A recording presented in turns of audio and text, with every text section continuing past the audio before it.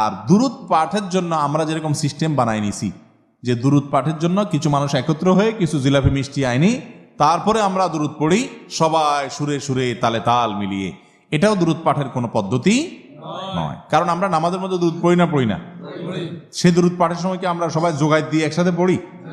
মিছিল করে করে পড়ি? দলে দলে পড়ি? কি করি? যার যারটা শেষে পড়ি।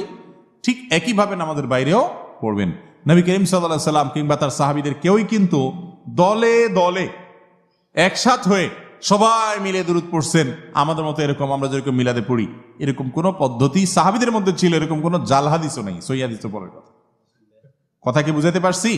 অতএব দুরূদ পাঠের জন্য লোকজন ডেকে এনে এরকম মিলাদ মাহফিল করার শিক্ষা ইসলাম আমাদেরকে দেয় নাই। আমরা নবী করিম সাল্লাল্লাহু আলাইহি সাল্লামের আলোচনার জন্য একত্র হতে পারি, সেটা ঠিক আছে, কিন্তু দুরূদের জন্য একত্র হওয়ার দরকার নাই। যার যারটা শেষে